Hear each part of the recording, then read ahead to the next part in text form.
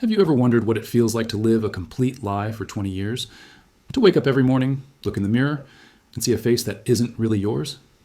Imagine this. You're tucking British children into bed, reading them stories about kings and queens, helping them with their homework, attending their school plays, while all the time a hidden camera in your bedroom transmits classified documents photographed in the middle of the night.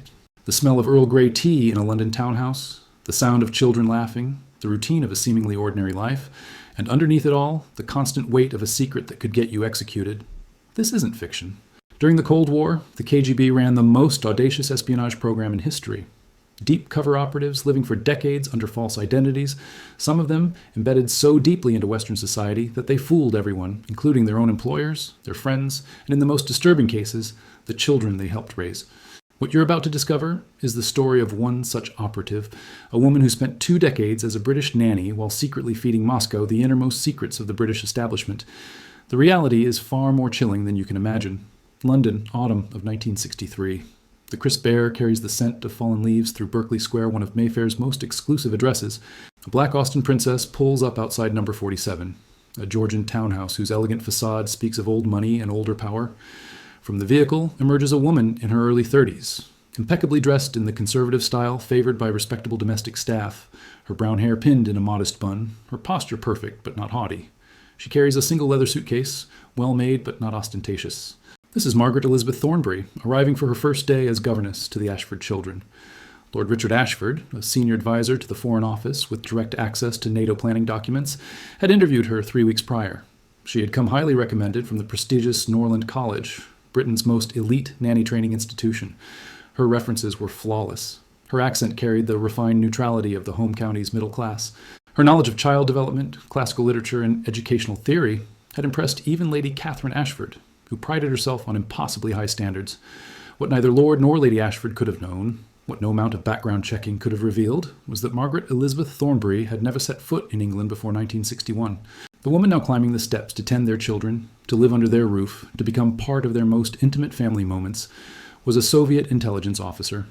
Her real name was Yekaterina Dmitrievna Volkov.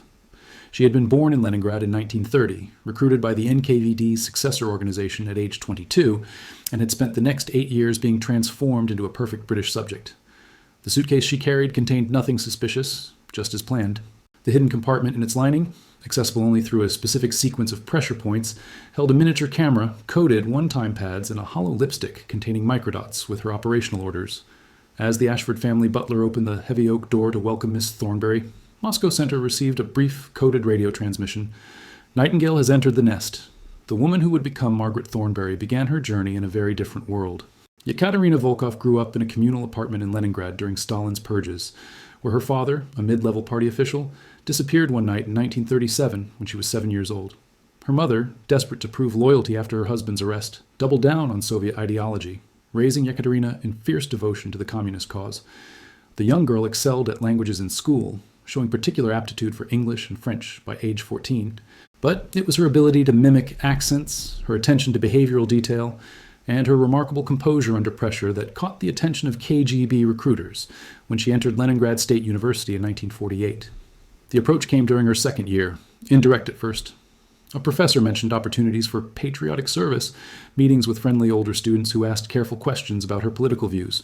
By spring of 1952, Yekaterina Volkov officially ceased to exist as a university student. She was transferred to a classified training facility outside Moscow, one of several secret schools where the KGB molded promising young Soviets into illegals, deep cover agents who would live abroad with no official connection to the Soviet government. The training was exhaustive and psychologically brutal. For the first year, Yekaterina studied British history, culture, literature, and social customs 12 hours a day. She learned to drink tea the British way, to navigate class distinctions, to understand cricket and the unwritten rules of polite society. Native English speakers, often recruited émigrés or British communists, corrected her accent syllable by syllable until her Russian origins were completely buried beneath layers of carefully constructed Britishness. The second year focused on tradecraft, photography with concealed cameras, secret writing, radio operation, surveillance detection, recruitment techniques, and the psychological manipulation required to maintain a cover identity under sustained pressure. But the most intensive training concerned her specific cover, becoming a nanny. The KGB understood that domestic servants in aristocratic households occupied a unique position. They were simultaneously invisible and omnipresent, beneath notice yet witness to the most private moments. A skilled nanny could spend years in a home, could be present during sensitive dinner conversations, could access a lord's study to retrieve forgotten toys, could befriend other staff members who worked in government ministries or military installations. Yekaterina learned child development theory from British educational texts, studying the works of Maria Montessori and Jean Piaget until she could discuss pedagogical approaches with the fluency of a trained professional. She memorized classical children's literature, from Beatrix Potter to A. A. Milne, and practiced reading them aloud with perfect British inflection. She learned the specific rhythms and rituals of upper-class British childhood, the importance of afternoon tea, the etiquette of children's parties, the expectations for birthday celebrations and Christmas traditions. She studied first aid with particular attention to childhood illnesses common in England, learning to recognize scarlet fever, measles, and whooping cough. She practiced administering children's medicines, treating minor injuries, and when to insist on calling a doctor despite parental reluctance. The KGB understood that a nanny's medical competence could be the difference between being trusted or dismissed. More than technical knowledge, she learned the psychological dimensions of the role. British aristocratic families expected their nannies to occupy a complex social position, authoritative enough to discipline children effectively but never challenging parental authority, educated enough to provide quality instruction but never appearing intellectually superior to the parents, warm enough to create genuine attachment but maintaining appropriate professional boundaries. Yekaterina practiced this delicate balance through role-playing exercises where KGB instructors portrayed demanding mothers, difficult children, and intrusive relatives. She learned to deflect inappropriate questions, to avoid office politics among household staff, to manage the jealousy that could arise when children became too attached to her. She studied the specific codes of behavior expected in different social situations, how to dress for a family dinner versus a children's birthday party, when to speak, and when to remain silent during adult conversations, how to gracefully decline invitations that might compromise her operational security. The KGB even arranged for her to spend 3 months working in an East German household that modeled British aristocratic life, allowing her to practice her cover in a controlled environment before deployment. She practiced maintaining patience under stress, responding to child tantrums, and the delicate balance of being simultaneously authoritative with children and deferential to parents. The third year involved creating her legend. Margaret Elizabeth Thornbury was born on paper in 1931 in Cheltenham, the daughter of a deceased colonial administrator and his wife. The KGB had identified a real child who died in 1935, obtaining genuine birth records, which they carefully altered. They fabricated school records, created false employment history at a boarding school that had been destroyed in the Blitz, and established banking records showing modest inherited savings. Soviet intelligence even arranged for Margaret to graduate from Norland College, inserting forged records into their system and creating relationships with supposed classmates who were actually other KGB agents. In 1961, after nearly 9 years of preparation, Yekaterina Volkov flew from Moscow to East Berlin, then through a series of cutouts to Paris, and finally arrived in London as Margaret Thornbury, a 29-year-old seeking a position as a governess after spending several years teaching in Switzerland. The KGB's meticulous preparation paid off. Within 18 months, through a network of seemingly innocuous introductions at churches and employment agencies actually controlled by Soviet intelligence, Margaret was hired by the Ashford family.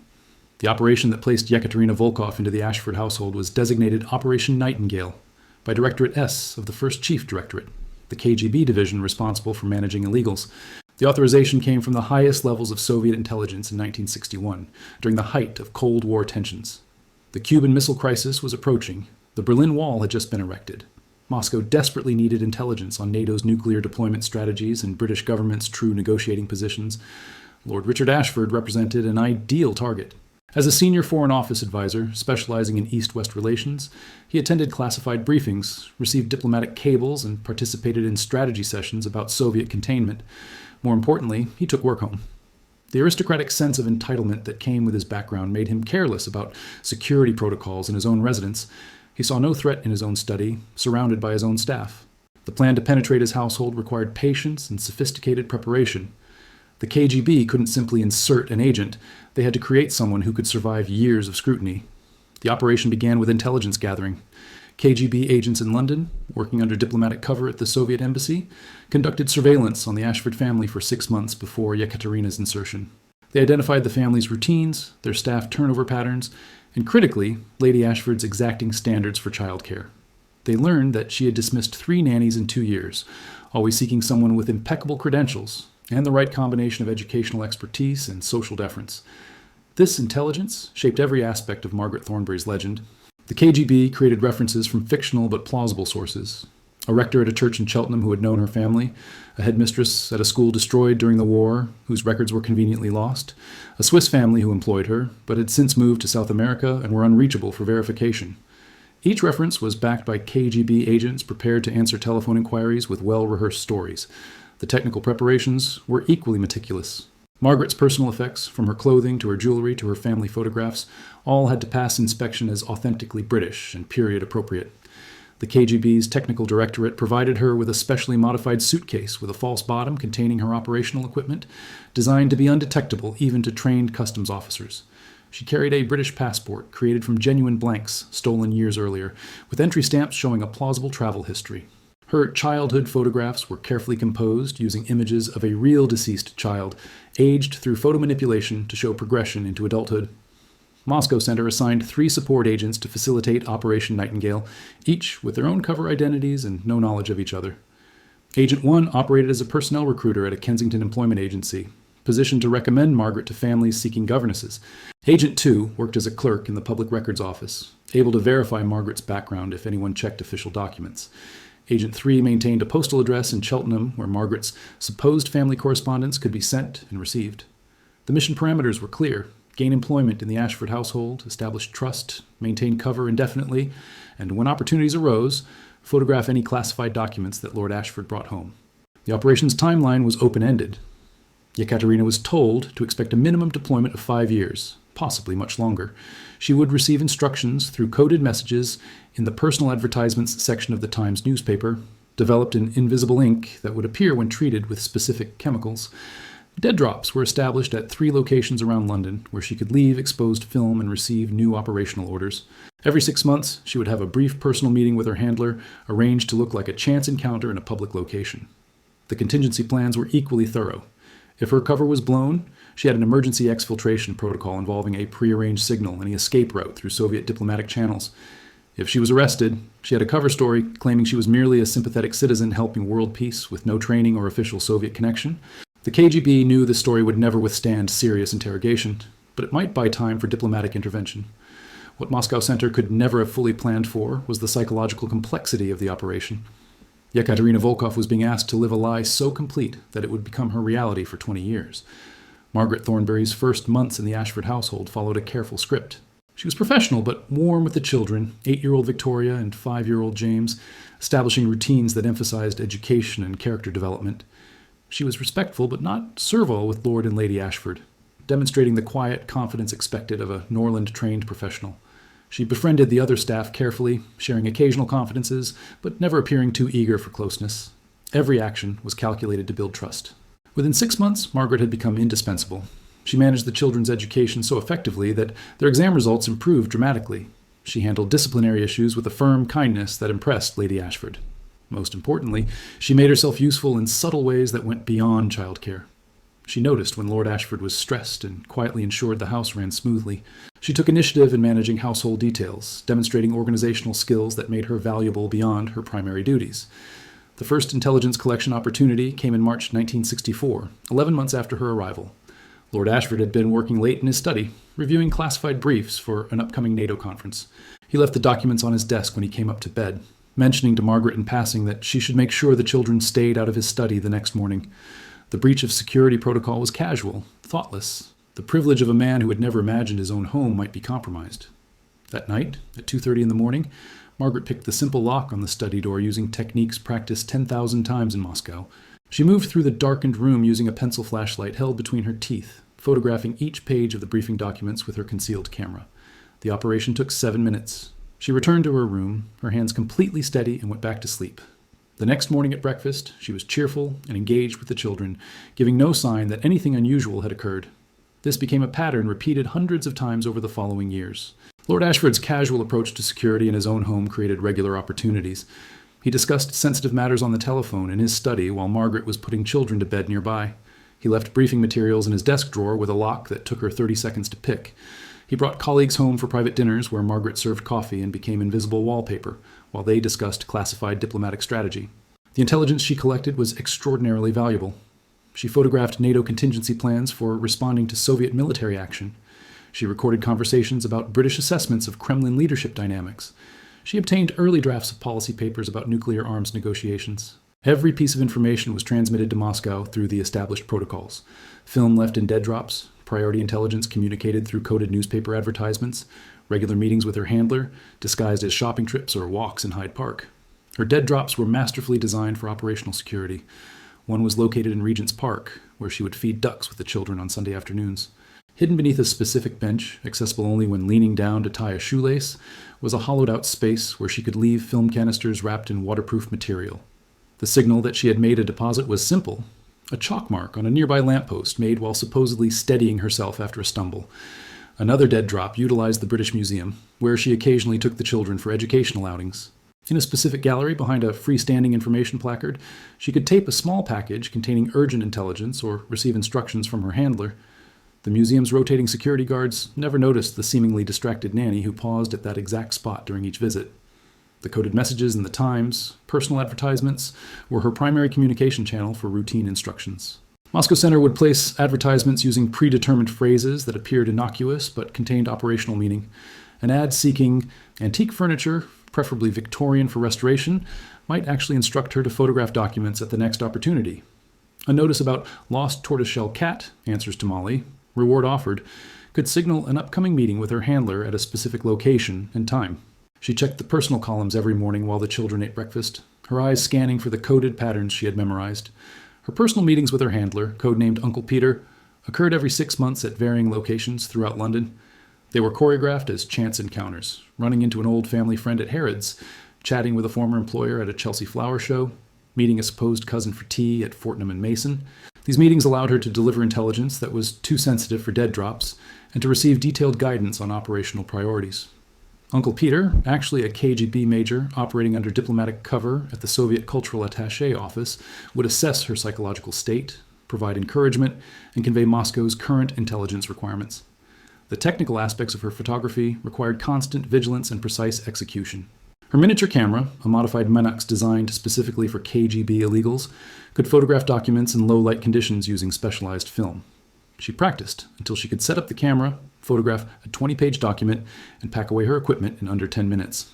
The process required careful attention to detail, arranging documents to minimize shadows, ensuring even lighting from her pencil flashlight, photographing at an angle that captured the entire page, checking that no pages were skipped or photographed out of sequence. The developed film would reveal handwritten annotations, classified stamps, distribution lists, everything Moscow needed to assess British government thinking. She varied her intelligence collection methods to reduce patterns that might trigger security suspicions. Sometimes she photographed documents in Lord Ashford's study. Other times, she carefully memorized the contents of sensitive conversations and transcribed them later in her room. When guests visited who worked in defense or intelligence, she would note their names, titles, and topics of discussion, providing Moscow with mapping of Britain's national security establishment. She even collected seemingly mundane information like the Ashford social calendar, which revealed which government officials socialized together and might be coordinating policy outside official channels. But the operation's success depended on more than technical tradecraft. It required Margaret to become increasingly integrated into the Ashford family's life. She accompanied them on summer holidays to their country estate in Gloucestershire. She attended family christenings and weddings, meeting extended relatives and family friends who included senior military officers, members of Parliament, and other government officials. She became particularly close to Lady Ashford's sister, whose husband worked in military intelligence, leading to invitations to their home and access to another valuable target. The children, especially young Victoria, formed a deep attachment to her. Margaret taught Victoria to read, comforted her through childhood illnesses, helped her navigate school anxieties. The relationship was genuine in a way that increasingly troubled Yekaterina beneath the Margaret facade. She had been trained to manipulate, but children resist manipulation through sheer emotional honesty. Victoria loved her without guile, and some part of Yekaterina, the part she was supposed to have erased, loved Victoria back. The years accumulated. 1965 became 1970, became 1975. Margaret watched the children grow up. She attended Victoria's graduation from boarding school. She helped James prepare for university entrance exams. The Ashfords came to regard her less as an employee and more as a family member, which gave her even greater access and less scrutiny. Lord Ashford's career advanced and his security clearances expanded, and his habit of working from home with classified materials never changed. The intelligence continued to flow to Moscow year after year, a steady stream of high-value material from the heart of the British establishment. The psychological toll was immense but hidden. Yekaterina had been trained to compartmentalize, but 20 years of constant deception creates fractures in the self. She sometimes caught herself forgetting which memories were real and which were fabricated legend.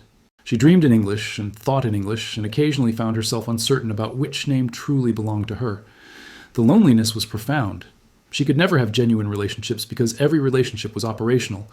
The periodic meetings with her handler were her only contact with her real identity, and even those were strictly business. She had no friends who knew her, no confidants, no authentic human connection. The deepest psychological damage came from the enforced emotional contradictions. She genuinely cared for Victoria and James because human beings cannot spend years raising children without forming authentic attachments, yet every expression of that care was simultaneously an operational deception. When Victoria fell from her bicycle and Margaret comforted her, the comfort was real, but Margaret was a fiction. When James struggled with mathematics, and she patiently explained concepts until he understood, the patience was genuine, but the patient teacher was a Soviet intelligence officer exploiting his family. These contradictions created a kind of psychological vertigo where authentic emotions existed within an inauthentic identity, making it impossible to distinguish what was real from what was performance. The Soviet ideology that had sustained her motivation in the early years faded as she aged. The training had prepared her for short-term deception, not for the cumulative effect of decades living in capitalist society. She saw the privileges of the Ashfords and the relative freedom of British society, and while she maintained her operational discipline, some part of her began to question the system she served. The children she helped raise were individuals with complex inner lives, not class enemies. The British people she met daily were not the imperialist oppressors of Soviet propaganda. Lord Ashford, despite his government position, was often kind to her and treated her with more respect than many Soviet officials had shown their subordinates.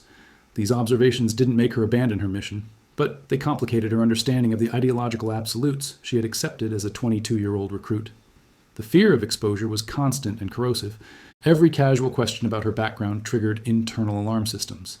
Every new person she met required a performance calibrated to be memorable enough to seem authentic, but forgettable enough to avoid scrutiny.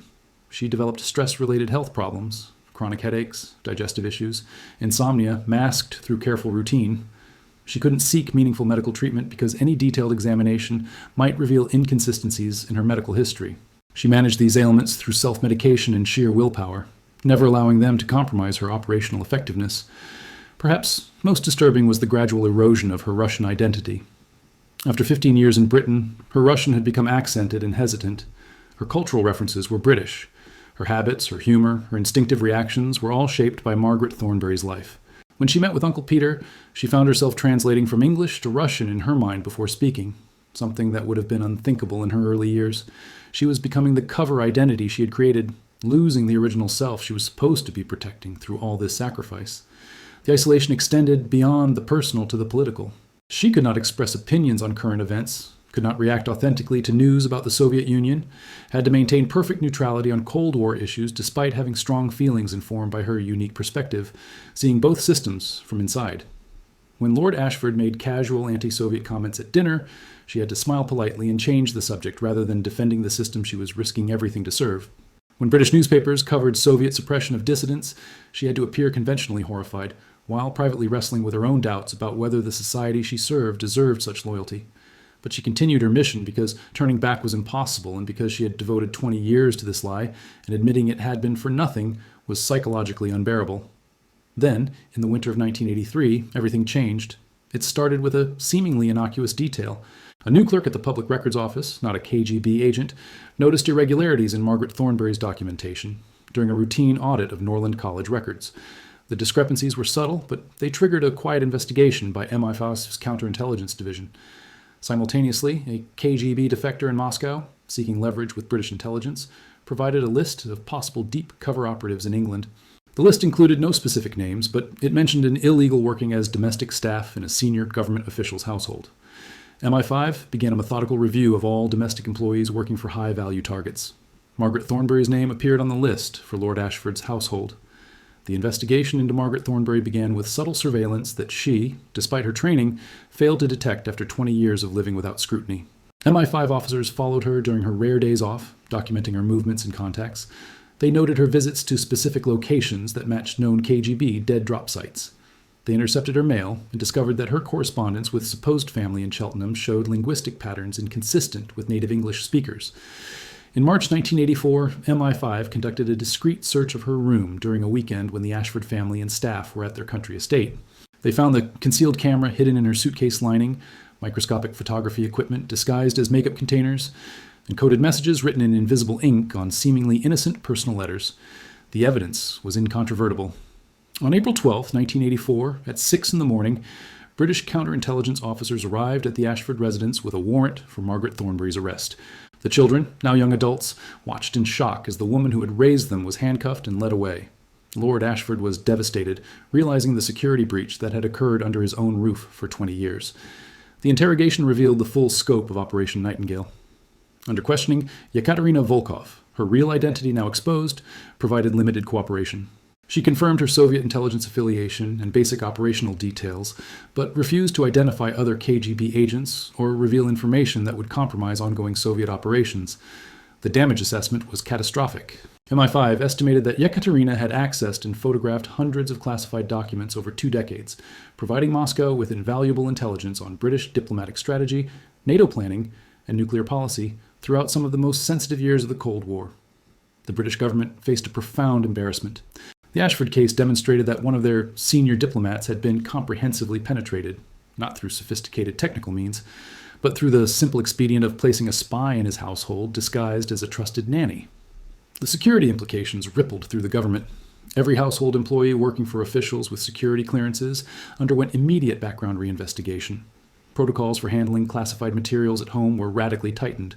The case remained partially classified to avoid revealing the full extent of the intelligence loss. Yekaterina Volkov was tried in secret under the Official Secrets Act and convicted of espionage. The judge handed down a 30-year prison sentence, though diplomatic negotiations between Britain and the Soviet Union eventually led to her release in a prisoner exchange in 1986. She was returned to Moscow, where she was quietly awarded a medal and a modest pension, then largely forgotten by the intelligence service that had consumed 20 years of her life. The Ashford children, particularly Victoria, were traumatized by the revelation.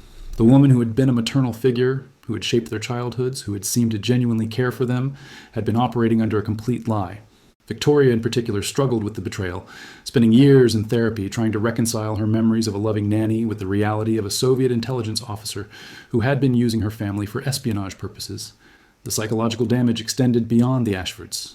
Other families who had employed Margaret in various temporary positions over the years, introduced through her growing network of social connections, realized they too had been potential intelligence targets. The BBC journalist who had invited Margaret to his daughter's birthday party where she met a Ministry of Defense official, the retired admiral whose wife befriended Margaret at church. Each realized they had been assessed as operational opportunities by a woman they had considered simply a pleasant acquaintance. For Yekaterina herself, the return to the Soviet Union in 1986 brought no sense of homecoming. She had spent more than half her life living as Margaret Thornbury. The Russia she returned to was not the Soviet Union she had left in 1961. Gorbachev's reforms were beginning. The ideology she had sacrificed her life for was starting to crumble. She was 46 years old, spoke Russian with a noticeable British accent, and had no family or friends who remembered Yekaterina Volkov. She had become the ghost of a person who had never truly existed. In interviews conducted years later after the Soviet collapse, she expressed no regrets about her service, but acknowledged the profound existential cost. She had mastered the art of living as someone else so completely that she had lost any clear sense of who she truly was. The mission had been successful by intelligence standards, but devastating by human ones. The children she had helped raise, who represented her most authentic relationships in 20 years, now saw her as a monster. The Soviet system she had served with such dedication had disappeared. She was a woman with 2 names, 2 histories, 2 sets of memories, and no clear identity. Operation Nightingale exemplifies the KGB's approach to espionage at the height of the Cold War, representing both the extraordinary ambition of Soviet intelligence and the profound human cost of such operations. The case reveals several uncomfortable truths about how nation-states conduct clandestine warfare. The first truth is about the nature of penetration.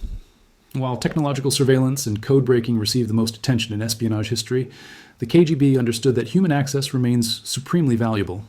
No amount of electronic eavesdropping could replace having an operative actually inside a target's home, able to see what documents he brings home, what he says when he thinks only trusted family members are listening, who visits him socially. The decision to use domestic servants as cover identities was strategically brilliant because it exploited fundamental features of class society. Aristocratic and upper-class families in Britain maintained a social structure where servants were simultaneously essential and invisible. trusted with intimate access, but not regarded as fully human actors who might have their own agendas. A nanny could spend 20 years in a household and never be suspected of being an intelligence officer because the very idea violated class assumptions about who servants were and what they were capable of. The second truth concerns the bureaucratic mechanics of espionage. Margaret Thornberry's mission required authorization from the highest levels of Soviet intelligence, meticulous planning by multiple departments, continuous support from a network of handlers and technical specialists, and enormous expense over decades. Creating and maintaining a deep cover identity of this quality was not a rogue operation, but an institutional commitment by the Soviet state. This reveals the extent to which espionage during the Cold War was not about individual spies, but about massive governmental machinery dedicated to penetrating adversary nations. The KGB maintained entire departments focused solely on creating and supporting illegals, employing thousands of officers and spending fortunes on operations that might not yield intelligence for years or even decades. The third truth is about the asymmetry of information in international relations. While Britain conducted its diplomacy based on what it believed the Soviet Union knew about Western intentions and capabilities, Moscow was actually reading British classified assessments and strategic plans in near real time. This information asymmetry shaped negotiating dynamics, military planning, and political strategy throughout the Cold War in ways that remain difficult to fully assess even today.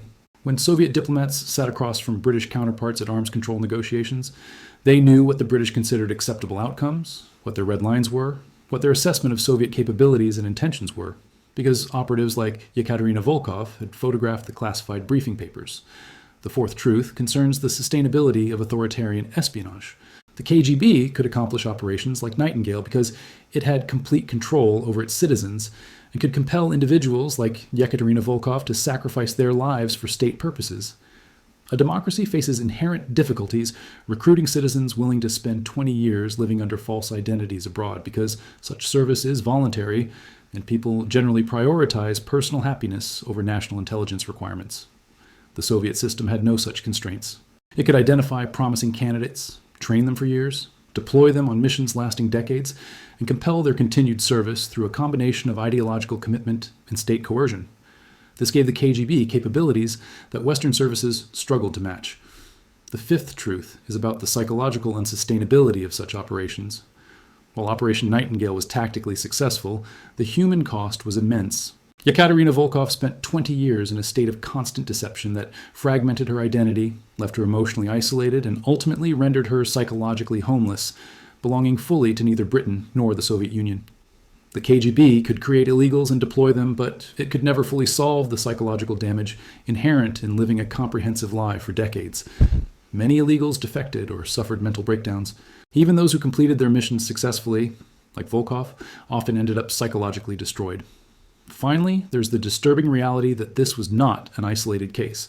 Declassified records reveal that the KGB operated hundreds of illegals in the West during the Cold War, many of whom were never detected.